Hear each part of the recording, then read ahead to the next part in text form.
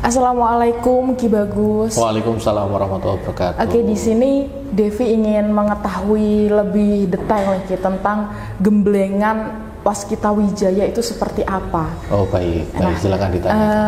Yang dimaksud Waskita Wijaya itu apa sih Ki? Apa itu Waskita Wijaya? Jadi ilmu Waskita Wijaya khususnya untuk gemblengan untuk buka mata batin ini, ya khusus untuk teman-teman semuanya, saudaraku semuanya, bahwa ilmu ini adalah ilmu yang memang saya hadirkan, ya ilmu ini yang saya kumpulkan dari keilmuan kebatinan, ya kemudian saya gabungkan menjadi suatu keilmuan yang lebih sempurna, sehingga saya bisa menyebutkan di situ adalah ilmu kunci untuk memperoleh keberuntungan.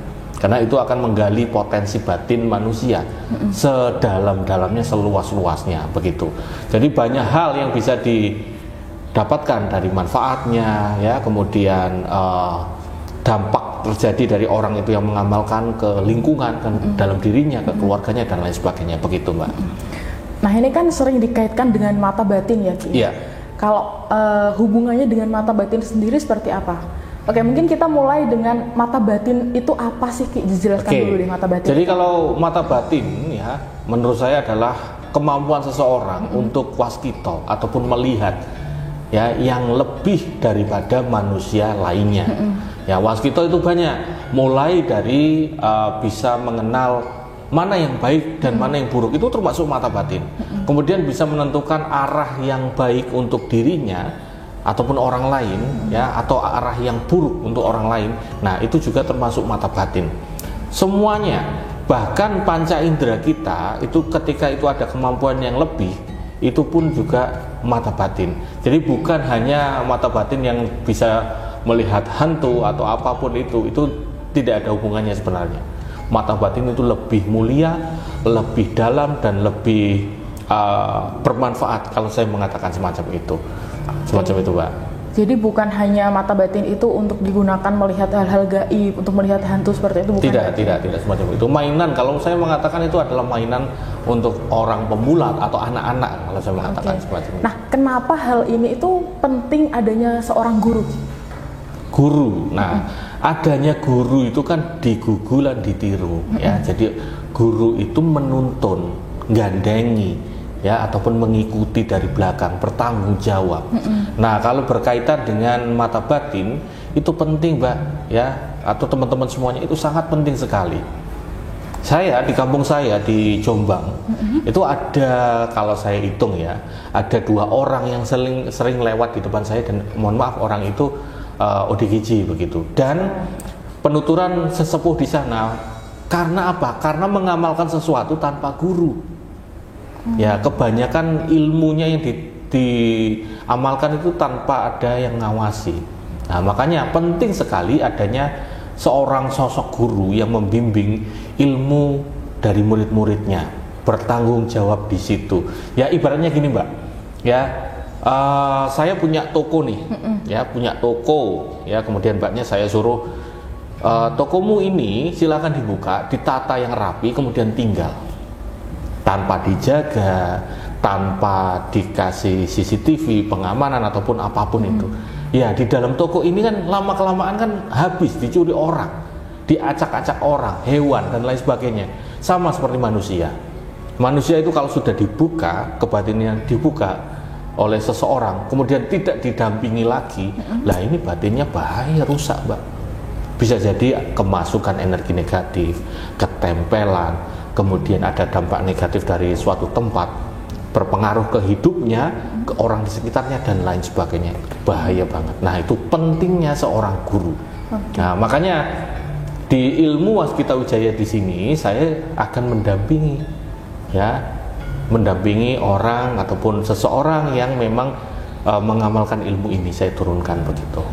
Semacam itu. Berarti di sini intinya fungsinya guru itu mendampingi agar kita tidak salah arah gitu ya Ki? Betul sekali.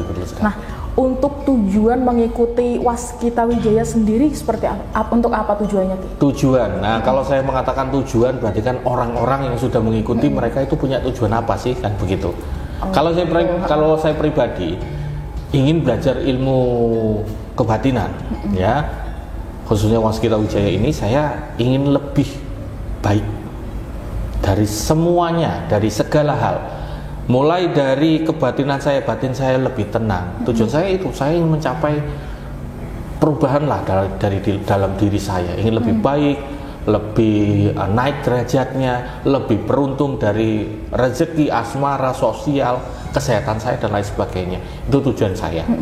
Nah, orang-orang yang sudah, ya banyak sudah yang ikut gemblengan saya ini, Mbak.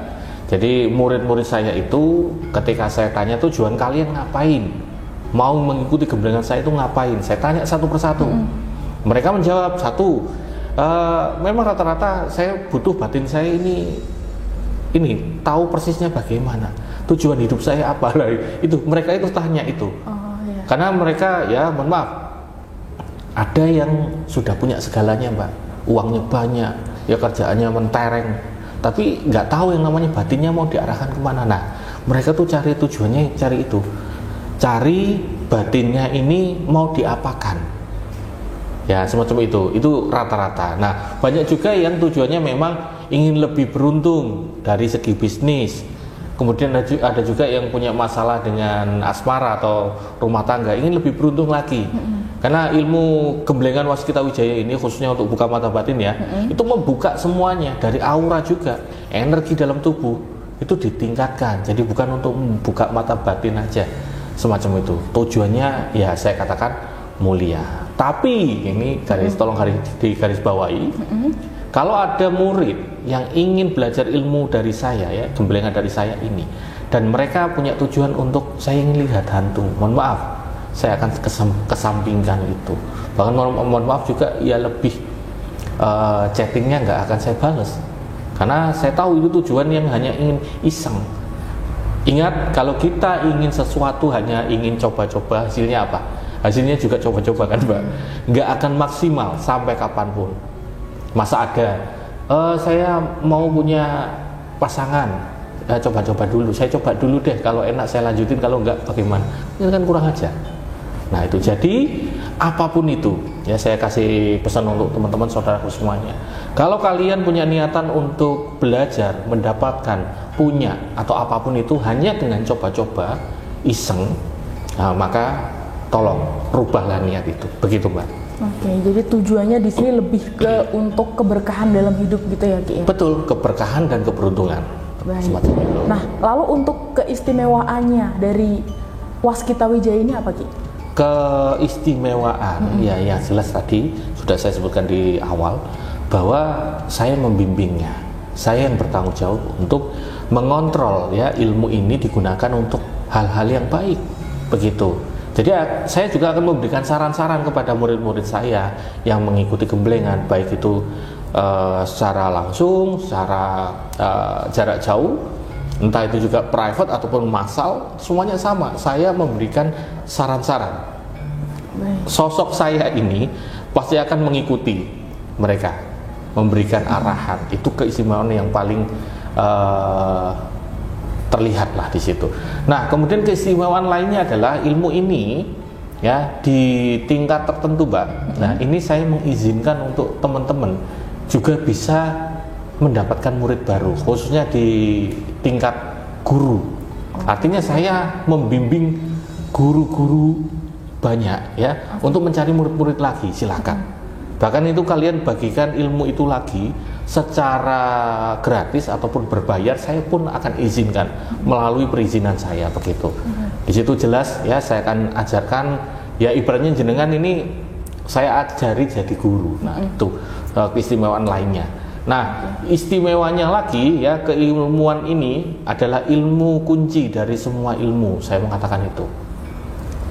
Karena saya mengamati keilmuan apapun pasti tujuannya adalah ke batin manusia. Nah, kalau kita sudah ranahnya full ke arah batin, maka saya katakan ilmu ini bisa jadi kunci. Bisa untuk penyembuhan, ya, bisa untuk memberikan arahan kepada orang lain, kemudian untuk diri kita sendiri, intuisi dan lain sebagainya, semacam itu. Berarti nanti tergantung akan difokuskan untuk apa, seperti itu ya, Ki? Bisa semacam itu atau secara jamak. Ya, jadi murid itu ataupun orang yang mengamalkan bisa menggunakan untuk apapun, ya semacam itu. Nah, tadi sempat dibahas ada tingkatan guru dan kita bisa mempunyai murid di situ. Sebenarnya untuk Waskita Wijaya di sini ada berapa tingkatan ilmunya, Ki? Ilmunya kalau saya mengatakan tingkatnya saya bagi 3. Ilmu level dasar atau tingkat dasar, ya, untuk orang yang memang ingin membuka mata batinnya, kemudian membuka kebatinannya yang lebih luas, tingkat dasar. Kemudian tingkat kedua adalah tingkat level master, ya, ruang lingkupnya adalah orang itu sendiri, orang di sekitarnya ataupun kelompoknya. Tapi kalau untuk level guru secara luas, artinya adalah tugas Anda ini ya bukan hanya untuk keberuntungan Anda, tapi keberuntungan umat, saya mengatakan itu. Ya, jadi ada 3 jenjang di sini. Ya, biasanya memang saya ajarkan untuk kalian harus belajar mulai dasar. Tidak bisa saya langsung guru, nggak bisa. Harus dasar dulu dari bawah, kemudian level master, kemudian level guru, semacam itu. Jadi misal ada yang belum pernah belajar sama sekali dan ingin langsung meminta level guru, tidak bisa ya, Ki? Tidak bisa, apalagi gini, ada beberapa orang, ya, murid itu sudah belajar ilmu mata batin di tempat lain. Oh, begitu. Nah, saya akan mengatakan, ya enggak apa-apa, ilmu itu enggak apa-apa. Yang terpenting, fokuskan ke ilmu saya. Karena saya tidak bisa mengontrol ilmu Anda yang dulu. Begitu, ya, kalau bisa tinggalkan. Kemudian fokuslah saya ajari, ya, mulai dasar, kemudian di situ kita kembangkanlah, ya, ilmu ini, ilmu kebatinan ini untuk kesejahteraan bersama orang itu ataupun orang di sekitarnya. Begitu, Mbak. Itu untuk tingkatan ilmu Waskita Wijaya ya. Nah, untuk syaratnya, Ki, apa syarat yang harus kita penuhi untuk belajar Waskita Wijaya ini? Untuk syarat kita, ya, syarat untuk teman-teman yang ingin belajar begitu berarti.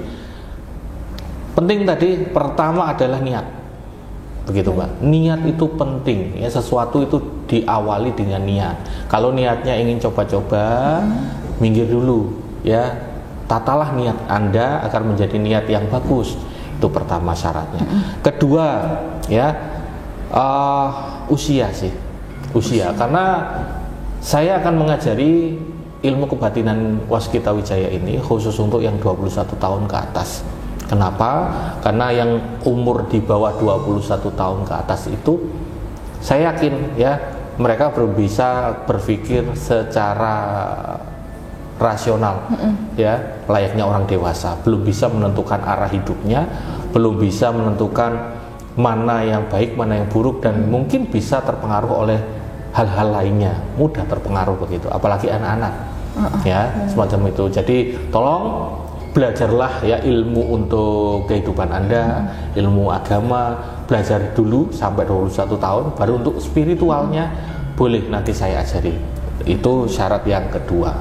Kemudian syarat ketiga, ilmu ini harus digunakan untuk hal-hal yang baik.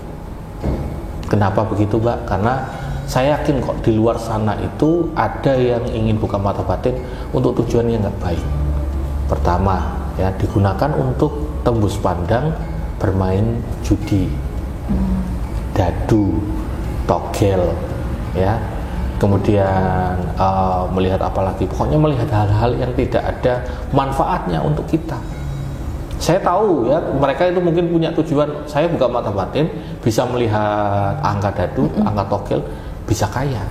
Percayalah, nggak ada orang yang kaya gara-gara judi, Mbak, ya kan?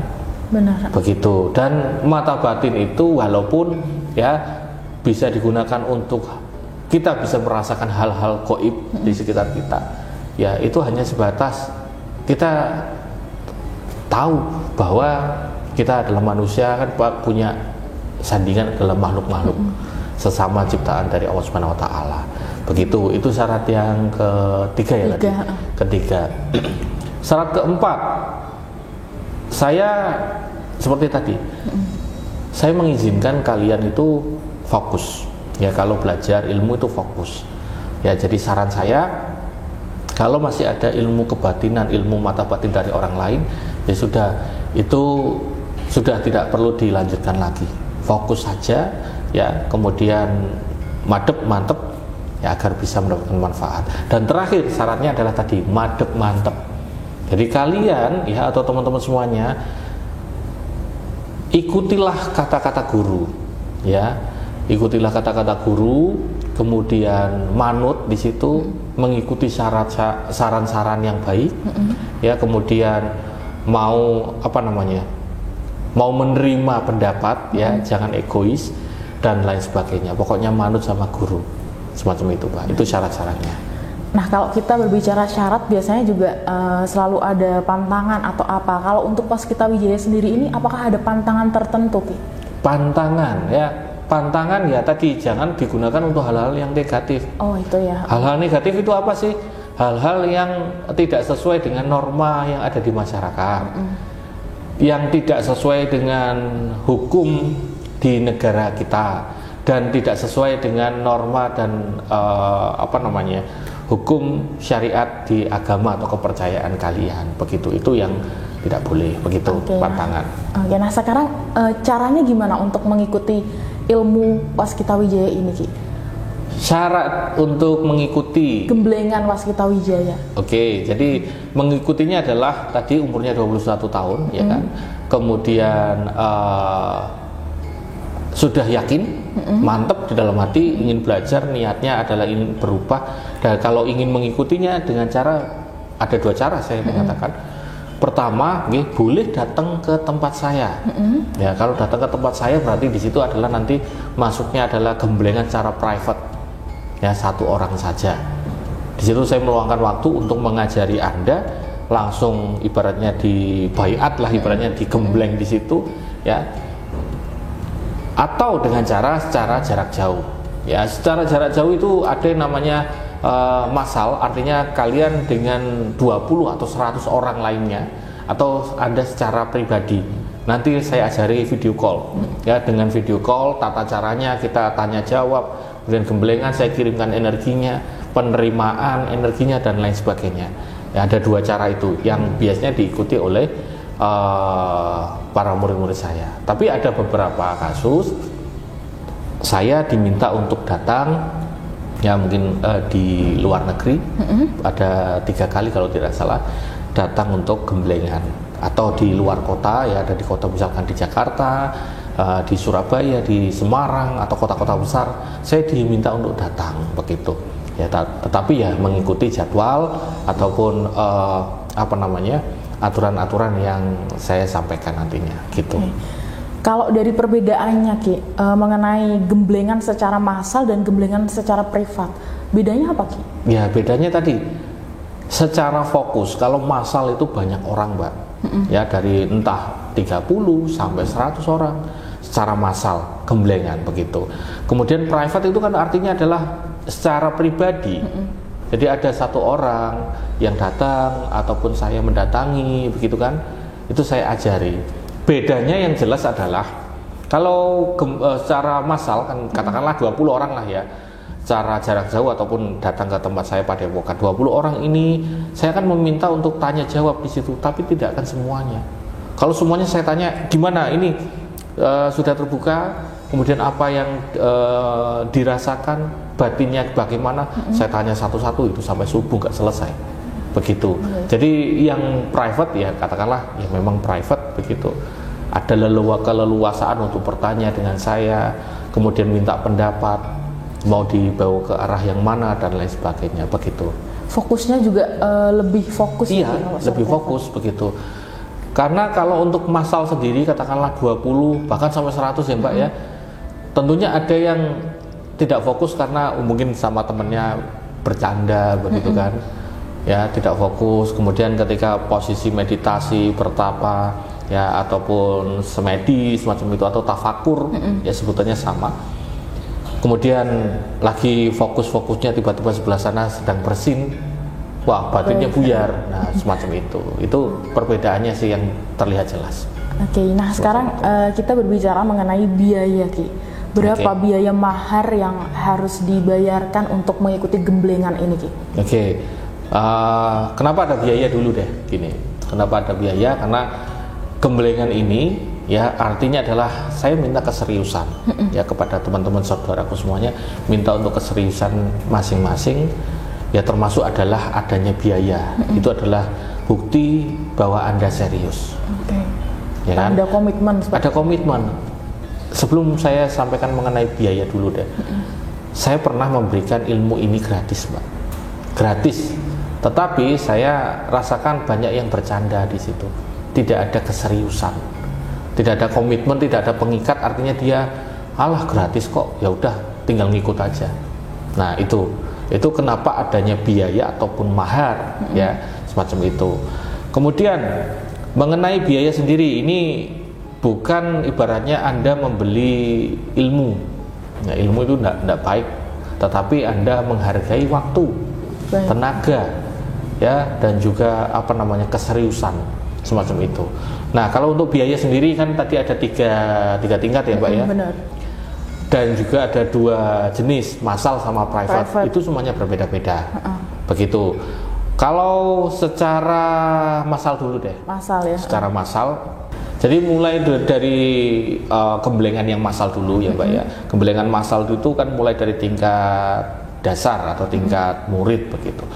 Itu mahar kalau saya bagikan di media sosial mulai dari 75.000 sampai 150.000. Karena ada beberapa yang membedakan, yaitu durasi juga. Itu yang level dasar dan massal. Kemudian yang level level master. Ya, tingkat master ini biasanya saya tarif untuk 9 orang atau sampai 10 orang saja massal, dan biayanya sekitar 9 juta. Begitu. Kenapa Pak ada perbedaan jauh? Karena ilmunya yang saya bagikan di level master itu sudah berbeda. Bukan terhadap diri sendiri, tapi ke banyak orang. Begitu. Kemudian level guru sendiri, ya tidak ada yang saya tutup-tutupi. Level guru itu mulai dari 33 juta. Kenapa kok sangat tinggi? Karena saya mengizinkan Anda punya izin dari saya, melalui perizinan saya, Anda juga bisa menerima murid baru. Artinya Anda juga bisa mengajarkan ilmu ini, baik itu gratis, terserah Anda, ataupun berbayar, semacam itu. Dan ilmu yang dibagikan di level guru itu pun sangat jauh sekali daripada yang level murid. Hanya sebatas kita mengenal kebatinan, menguatkan, membuka, ya, kemudian kita mengobati dan terbatas. Level guru ibaratnya Anda sudah, saya bagikan ilmu dari saya. Anda ibaratnya sudah seperti saya, begitu. Itu level guru. Kemudian yang private, Mbak. Nah, kita bicara mengenai private itu terkadang ini berbeda-beda. Ya, private-nya apakah secara jarak jauh?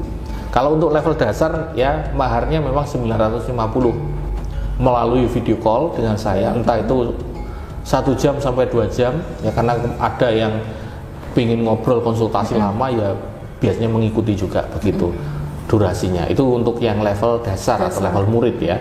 Kemudian level masternya, private itu saya berikan sebuah keleluasaan. Yang tadi kan massal kan 9 jutaan. 9 juta. Ya. Kalau untuk level master, ya, saya kasih 3 sesi di situ. Jadi sekitar 3 jutaan. Kemudian 3 juta ada pembagian sesi. Akan lebih mudah di situ. Karena, ya, saya akan lebih memfokuskan di private itu, difokuskan kepada orang yang ingin belajar parsial. Artinya kan saya ingin lebih peka di hati saya, Ki. Ya, kemudian intuisi saya, karena saya entah itu seorang pengusaha yang bisa memenangkan tender-tender, kan harus ada kuat kan, Mbak, di situ. Nah, itu akan berbeda. Makanya saya kasihkan 3 parsial sekitar 3 jutaan 3 kali untuk yang level masternya. Level gurunya, ya, sama 33 juta, ataupun private ketika saya diundang seperti yang saya sampaikan tadi. Ketika di luar negeri, ya, ada biaya akomodasi, biaya untuk transport semacam itu dan lain sebagainya. Atau ada kru atau murid yang mengikuti saya sebagai asisten, yaitu juga termasuk biaya semacam itu. Nantilah itu bisa dibicarakan, ngobrol sama asisten saya, begitu loh, Mbak. Tapi untuk private ini berarti bisa secara jarak jauh juga, bisa secara online juga ya, Ki? Iya, jarak jauh, online kan sama. Jarak jauh ataupun ketemu langsung. Ketemu langsung. Tapi saya sarankan, ya, sesekali lah harus bertemu langsung. Ibaratnya kan adab seorang murid harus bertemu dengan gurunya, semacam itu. Itu mengenai biaya atau mahar, ya, Mbak, ya. Baik. Nah, ini yang terakhir nih, Ki. Ya. Untuk mereka yang sudah pernah mengikuti gemblengan Waskita Wijaya ini, pengalaman mereka yang berhasil seperti apa sih? Ada banyak sih, Mbak, ya. Termasuk pengalaman baru 3 hari mengikuti gemblengan dari saya, batinnya ini udah tenang. Kemudian ada intuisi nih, biasanya itu tidak pernah yang namanya buka-buka kontak HP begitu, ada kontak siapa yang disimpan itu, tiba-tiba kok ketika sudah mengamalkan amalan kunci dari ilmu ini ya, kemudian membuka HP kok ada nama di situ. Ini real, ya, nanti bisa kalian tonton di video selanjutnya ini ya. Ada nama, diklik di situ, ditelepon. Ternyata orang itu kehilangan kontak si murid saya. Dan ternyata langsung deal di situ. Ada yang namanya tender besar pengadaan pabrik ya, bahan baku dasar pabrik, di situ langsung ada keberuntungan di situ. Ya, kalau mengatakan rezeki ya banyak dong ya, Mbak. Karena itu pengadaan suatu pabrik. Kalau katakanlah ya omset ya miliaran secara langsung di situ. Dan bukan hanya 3 hari setelahnya, 1 minggu, 2 minggu, beliau ini si murid saya ini memberikan testimoni banyak sekali. Begitu. Nah, untuk selengkapnya aja Mbak ya, biar ditampilkan di ini videonya begitu. Ada lagi? Ini tadi kan Ki Bagus menyebutkan setelah 3 hari, setelah 1 minggu, terus ada yang 2 minggu. Yang menjadi penyebab atau faktor yang mempengaruhi lama atau cepatnya atau sebentar atau itu batin. Kebatinan dia, Mbak. Artinya ya saya memberikan ilmu ini tentunya kan ada gemblengan. Arti gemblengan adalah kalian manfaat yang dirasakan itu pasti ada, tetapi setiap orang akan berbeda. Tergantung apa dia mau digembleng, dibimbing atau tidak. Nah, ada yang namanya amalan wajibnya ya, amalan setiap harinya itu ada. Walaupun sebentar, tapi wajib. Ikutilah di situ, kemudian bacalah ya doa-doa yang saya berikan. Itu pasti akan berubah di situ. Ada keberuntungan yang berbeda semacam itu, Mbak. Berarti tidak bisa dipastikan dalam jangka waktu berapa hari ya setiap orangnya ya. Kalau kepastian untuk ilmu ini saya wariskan, saya turunkan, terbuka mata batinnya, ya pasti terbuka. Tetapi untuk manfaat yang mengikutinya itu setiap orang bertahap. Tidak ada jaminan tiba-tiba saya harus mengikuti ini dan pasti kaya, tidak ada semacam itu. Manusia tidak ada yang bisa menjamin sesuatu. Yang bisa menjamin adalah Allah Subhanahu wa taala, kan begitu, Mbak. Semacam itu. Oke. Cukup sampai di sini ya Ki ya, mungkin ya udah sangat jelas tadi penjelasan Ki Bagus mengenai gemblengan Waskita Wijaya. Baik. Terima kasih atas waktunya Ki. Mungkin kita bisa bertemu lagi di lain kesempatan. Wassalamualaikum warahmatullahi wabarakatuh. Nah, buat teman-teman bisa menyaksikan ya, atau jangan beranjak dulu, jangan skip karena bisa dilihat nanti testimoni keberhasilan klien yang sudah pernah mengikuti gemblengan Waskita Wijaya ini. Oke, silakan Mas, ini dibuka dulu suaranya. Assalamualaikum warahmatullahi wabarakatuh. Waalaikumsalam warahmatullahi wabarakatuh. Selamat malam. Silakan Mas, apa itu? Ini 6B, nah ini merinding terus agak gede-gede merindingnya, terus ininya agak gelijang-gelijang gitu. Oh gitu. Terus badannya hangat. Oke, berarti tidak merasakan hal-hal yang mengganggu tubuh ya, maksudnya tidak menyakitkan. Itu tenang dan sedikit merinding aja. Ya ini sampai sekarang masih, terus itu agak hangat gitu. Tapi kepala agak gelijang. Oh begitu. Baik. Ini makanya tadi penetralan untuk minum air putih untuk penetralan energi yang masuk begitu, biar nggak kaget. Karena aku ada batin, kita bahas nanti ada batin. Buat cium, saya tidak cium apa-apa lagi. Baik. Kalau buat lihat, saya disekelilingi oleh sahabat-sahabat yang tak kasat mata saya. Baik. Termasuk Magurai ya? Ya, Magurai di belakang dan kiri kanan si sosok penjaga yang lain. Baik. Dari kepekaan mata ya, pendengaran? Pendengaran juga. Baik kalau begitu. Untuk ini peraba apakah? Dan juga saya merasakan ada haba di kedua tapak tangan. Berarti ini semacam tebas begitu ya? Iya betul. Bagian sini. Bagian. Baik begitu. Nah, terima kasih Mas Jeremy. Ada lagi yang mungkin bisa menambahkan? Tes. Ya, masuk. Bisa melihat lingkaran sinar putih di sebelah kanan saya dan dia muter-muter di dekat kepala. Tapi enggak takut toh? Enggak ada rasa. Enggak, Oke. enggak ada. Badan lebih segar sih. Ya, baik kalau begitu. Ya, semoga berkah. Ada lagi yang ingin disampaikan dan kita lanjut untuk ini penyamaan keilmuan begitu. Agar kita semuanya bisa paham ilmu Waskita Wijaya itu digunakan untuk apa, begitu ya.